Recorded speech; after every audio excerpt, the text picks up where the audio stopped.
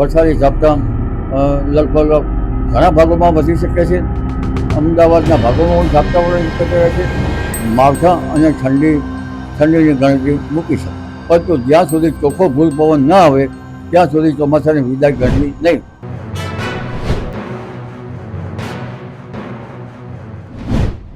નમસ્કાર દર્શક મિત્રો, હું છું હાર્દિક. આપણી સાથે આજે જોડાયા છે હવામાનના જાણકાર અંબાલાલ પટેલ સાહેબ. આપણે તેમની સાથે વાત કરીશું પર્યાવરણ વિશે. તો દાદા, આ વખતે વરસાદ કેવો રહેશે, શું લાગે છે વરસાદની આગળ? આભાર આપનું પંચાયત ટીવીમાં. વરસાદ અંગે જોઈએ તો સામાન્ય રીતે સપ્ટેમ્બર માસમાં લગભગ 17મી સપ્ટેમ્બર આસપાસથી રાજસ્થાનના ભાગોમાંથી ચોમાસું વિદાય લેતું હોય છે, ચોમાસાની પીછેટ થતી હોય છે.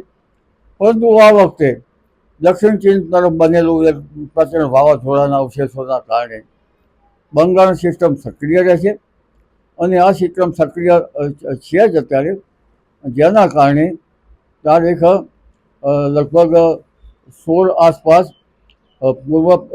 પૂર્વ ભારત અને થોડાક છત્તીસગઢના ભાગો તરફ અને દક્ષિણ મહારાષ્ટ્રના ભાગો તરફ ધીરે ધીરે વરસાદની શક્યતા રહેશે. તારીખ 17-18 સુધીમાં લગભગ મધ્યપ્રદેશના ભાગો સુધી વરસાદ આવવાની શક્યતા રહેશે સિસ્ટમ. પરંતુ આ સિસ્ટમ મધ્યપ્રદેશ સુધી આવતા એન્ટી સાયક્લોન રાજસ્થાનના જે ભાગોમાં વધી છે તે આ સિસ્ટમને પાછી ધકેલવા પ્રયત્ન કરશે.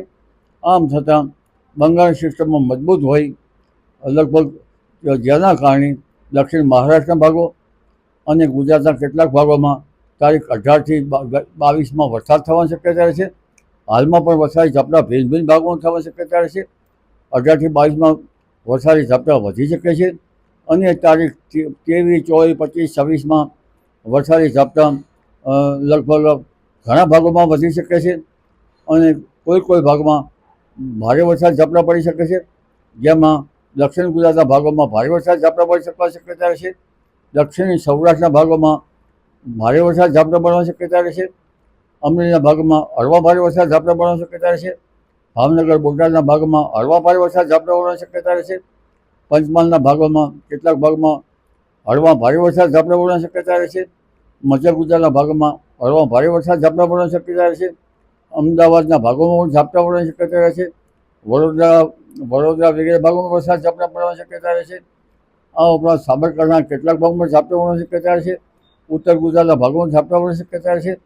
બનાસકાંઠાના દાંતાના ડુંગરાળ વિસ્તારોમાં ઝાપટા પડવાની શક્યતા રહેશે અને લગભગ મહેસાણા વગેરે ભાગોમાં વરસાદ ઝાપટા પડવાની શક્યતા રહેશે. એટલે આ વખતે ચોમાસું જે છે તે હજુ પણ વરસાદી ઝાપટા લઈને આવી રહ્યું હોય તેમ જણાય છે. તારીખ 27 સપ્ટેમ્બરથી 5 ઓક્ટોબર વચ્ચે હસ્ત નક્ષત્રમાં ગાજવીજ સાથે વરસાદ થવાની શક્યતા રહેશે. હસ્ત નક્ષત્રમાં ગાજવીજ વધારે થશે, વરસાદ ઓછો થવાની શક્યતા રહેશે. તારીખ 10થી 13 ઓક્ટોબરમાં બંગાળ ઉપસાગરમાં ચક્રવાત થવાની શક્યતા રહેશે. ચક્રવાતનો સિલસિલો ચાલુ થવાની શક્યતા રહેશે અને લગભગ છેક નવેમ્બર સુધીમાં ચક્રવાતો સર્જાવાની શક્યતા રહેશે.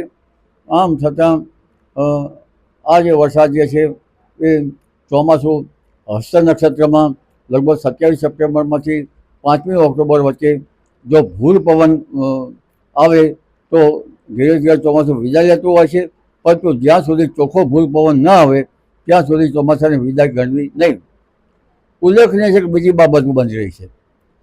લા નીનો નામનો એક પ્રવાહ સક્રિય થઈ રહ્યો છે એવું તજજ્ઞોનો મત છે. જો આ પ્રવાહ ઓક્ટોબરના અંતમાં કે નવેમ્બરમાં જો થવાની શક્યતા રહે તો સમુદ્રનું તાપમાન નિયત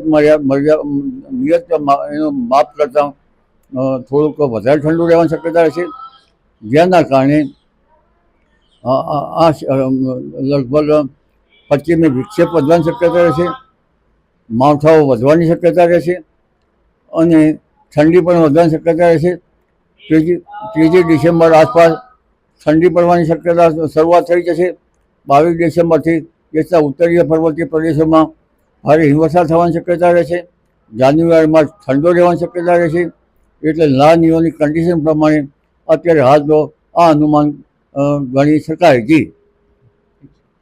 દાદા, આપણા દર્શકો કેટલા ગરબા રસિકો છે, અમદાવાદની ચેનલ છે એટલે, અને ખાસ કરીને ગુજરાતના મોટા જિલ્લાઓમાં ગરબા એક ખૂબ જ મોટું ફંક્શન છે. તો 3જી તારીખથી ગરબાની શરૂઆત થાય છે, તો શું લાગે છે કે આ 10 દિવસ દરમિયાન વરસાદની સ્થિતિ શું રહેશે સર? હસ્ત નક્ષત્રમાં ગાજવીજ વધારે થાય, પરંતુ વરસાદ ઓછો થતો હોય છે.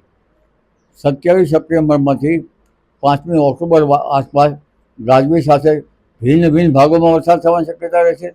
આ ઉપરાંત 10મી ઓક્ટોબર આસપાસ પણ ચિત્રા નક્ષત્રમાં વરસાદ થવાની શક્યતા રહે છે. એટલે આ જે વરસાદ જે છે એ ભિન્ન ભિન્ન ભાગોમાં થવાની શક્યતા રહે છે. જી. દાદા, ખેડૂતોને આપણી શું સલાહ છે કે આ દરમિયાન પાક વિશે? ખેડૂતો અંગે જોવા જઈએ તો તારીખ 23 સપ્ટેમ્બરથી લગભગ 26 ઓક્ટોબર વચ્ચે ગરમી વધારે પડવાની શક્યતા રહે છે. ગરમ હવામાનની જેના કારણે વિષમ હવામાનની વિપરીત અસર અને ગરમી, જેના કારણે ખેતરમાં રહેલા પાત્રમાં ઝેરી જીવજંતુ આવવાની શક્યતા રહે છે. આ ઉપરાંત સપ્ટેમ્બર માસમાં જે વરસાદ થતો હોય છે તેમાં લગભગ ધાન્ય પાકો નિખર અવસ્થામાં આવે છે અને પવનનું જોર રહે છે, જેના કારણે પાક પડી જવાની શક્યતા રહેતી હોય છે. એટલે પાક ઉગી જવાની શક્યતા રહેતી હોય છે. એટલે ખેડૂત ભાઈઓને એ જાણવાનું કે હવે ધીરે ધીરે પવનનું જોર વધશે, વિષમ હવામાનની વિપરીત અસર થશે, જેના કારણે પાકમાં મોલો મસી આવવાની શક્યતા રહેશે. અને ત્યારબાદ અન્ય જીવજંતુ પણ આવવાની શક્યતા રહેશે.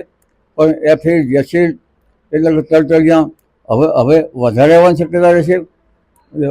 હમણાં લગભગ લશ્કરી કાબુલિયાળો આવી, પરંતુ હવે ધીરે ધીરે પાક ઉપર મોલો મસી એટલે કે એસિડ, એફિડ એ પાકના પાંદડામાંથી રસ ચૂસતા હોય છે, જેના કારણે પાક જે છે એનું પાંદડું લગભગ સુકાઈ જતું, ધીરે ધીરે એમાંથી સુકાઈ જવા જેવું થઈ જતું હોય છે. તે અંગેના પાક સંરક્ષણના પગલાં લેવા સારા રહે. જો પેસ્ટિસાઇડ દવા ન છાંટવી હોય, કારણ કે પેસ્ટિસાઇડના જે અવશેષો છે એ માનવજાત માટે સારા તો ગણાતા નથી, તો જૈવિક નિયંત્રણમાં ટ્રાઇકોગ્રામા કાર જે છે એ ભરાવી શકાય છે. ખેડૂતમાં ન્યુક્લિયર પોલીહાઇડ્રેટ વાયરસ છાંટી શકાય છે. આ ઉપરાંત પ્રકાશપિંજરની વ્યવસ્થા કરી શકાય છે. ખેતરમાં ખેડ કરતા હોઈએ તો બગલા વગેરે આવે તો એ કીડા વગેરે ખાઈ જતા હોય છે.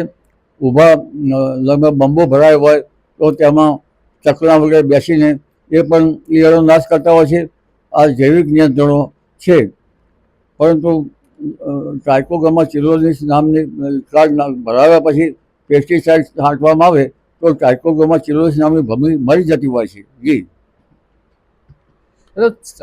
શિયાળાની તમે વાત કરી કે શિયાળો લગભગ ડિસેમ્બરની શરૂઆતમાં શરૂ થશે, પણ શિયાળો આ વખતે કેવો રહેશે, શું લાગે છે તમને, એના વિશે જણાવશો? તજજ્ઞોના મત છે. આ વખતે તજજ્ઞોનો મત લાલીનો ઓગસ્ટમાં બનશે. ઓગસ્ટમાં બન્યો નહીં, સપ્ટેમ્બરમાં બનશે. સપ્ટેમ્બરમાં ન બન્યો. હવે ઓક્ટોબરમાં ગણતરી મુકાય છે. ઓક્ટોબરમાં બને તો સારું, પરંતુ ઓક્ટોબર નવેમ્બરમાં બને તો લા નીનો બને તો પછી સમુદ્રનું જે પાણી છે એ નિયત માત્રા કરતાં ઠંડુ રહેવાની શક્યતા રહેતા શિયાળા ઠંડા થઈ શકે.